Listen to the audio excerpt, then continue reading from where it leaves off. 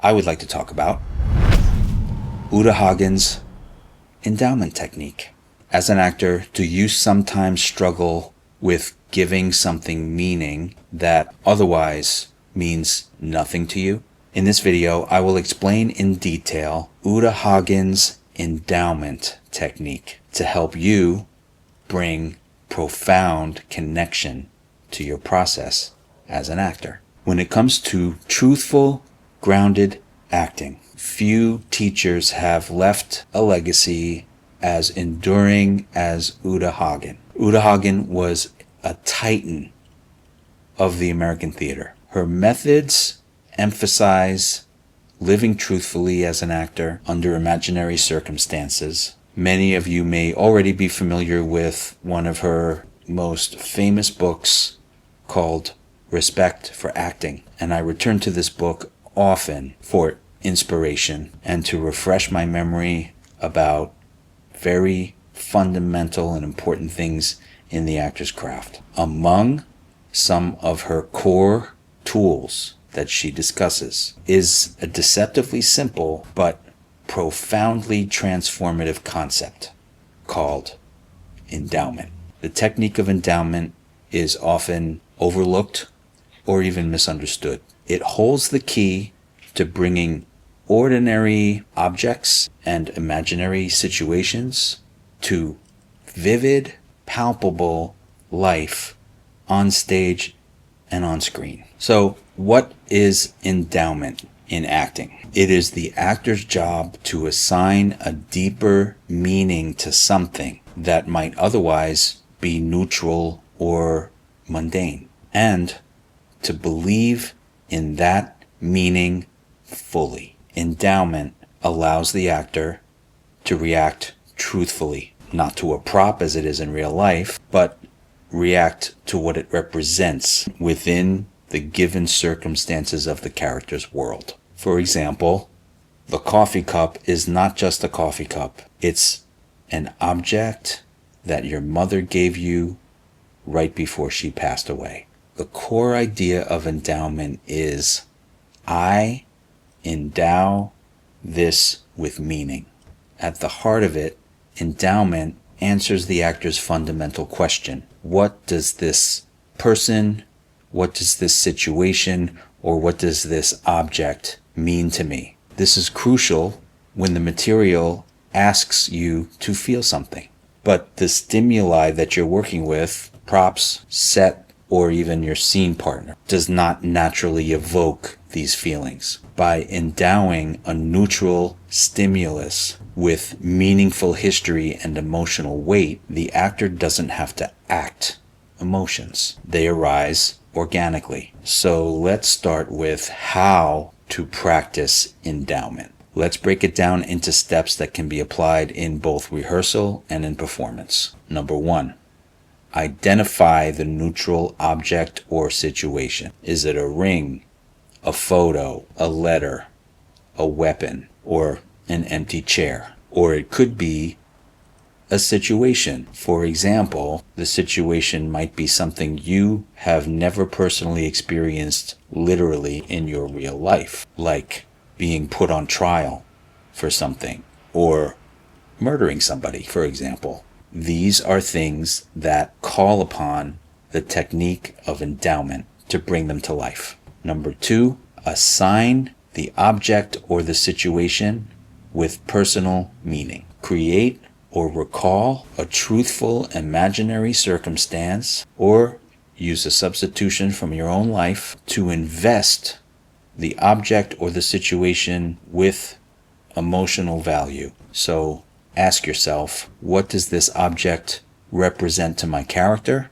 How does it make me feel? And what history does it carry? Here's an example. A small wooden picture frame from IKEA. That simple wooden frame is not just from IKEA with an empty meaning to it. It holds the photograph of your only child that went missing. The third thing, engage your senses. What does it smell like? How heavy is it? What memories flood back into your mind as you hold it? The more sensorial details you can endow the object with, the more your body and your imagination opens up to it. Number 4, let the sensorial exploration open you up to the inner life and open you up to behavior. In other words, don't rush to an emotional result.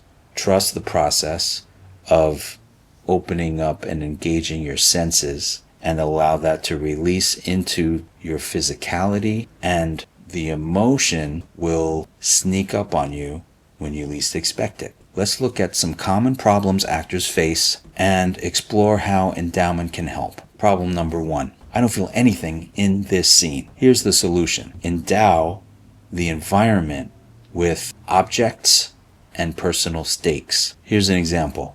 Maybe you're sitting in a kitchen in a scene and the script calls for tension, emotional stakes and tension, and you feel nothing. Try endowing an object, for example, a coffee cup that you have right in front of you, as your ex-lover's favorite coffee mug. Maybe the stove is where your character learned to cook with their mother when they were a kid. Suddenly, the room becomes charged with history and life. And this is where the actor can use their own life experiences and personalize things, as well as their imagination. The combination of ingredients coming together can be extremely useful and incredibly powerful. Problem number 2. This prop feels fake and silly. Solution: create a compelling backstory of the prop. If you're holding on to a rubber knife in rehearsal and it feels ridiculous, you must endow it with a real threat. Even taking the time to explore the knife sensorially with the weight and the sharpness of a real knife that you have actually held in your hands can work wonders. Problem number 3, I'm not connecting with my scene partner. The solution is to endow them with a personalization. Imagine your partner is not just another actor, but your estranged sibling, or your childhood best friend, or your first love, depending on what the circumstances call for. Personalization means assigning a private relationship that opens up a truth that you can lift into the imaginary circumstances of the character. Problem number 4. This monologue feels flat. Here's the solution. Use an emotional memory. An emotional memory is a sensory exercise that helps you endow the imaginary circumstances of the character with something grounded and personal and alive. Even just surrounding yourself sensorially with the place of a specific memory, a time when you were devastated, betrayed, in love. This can immediately release you into a truth, and just by feeling the specific place of that memory around you and handing that over to the character is an incredibly powerful example of endowment. And the craft of acting is filled with different ways that an actor can endow something. And Uta Hagen described it in an extremely practical way. Many times as we develop our process, it's easy to get stuck in thinking too literally about something, and thinking that you have to have an exact carbon copy literal thing from your own experience that is actually going to work for the character. The concept of endowment is so much more flexible than just being literal. It's thinking of it more like a poet and thinking of things almost metaphorically, if you will. So instead of going, I need to have this literal exact experience in order to fulfill what I need to bring alive for the character, what if you think more metaphorically? There's a great example of endowment. It's a story about this actress who was on the stage. It was a period piece, and it was a queen that was witnessing the beheading of her beloved husband. And there's a fake head that she had to pick up. It was supposed to be the head of her beloved husband. And the story goes that the actress endowed the head with her beloved dog. And the hair, the fake hair that was on the head, became the soft fur of her little dog. And the way that she was able to endow that empty prop with such a unique choice, not a literal one I might add, but something that she felt metaphorically could serve her imagination, it became this profound, tragic, and shocking moment for the audience. So there are endless ways that an actor can use endowment. What does this feel like? What is this similar to?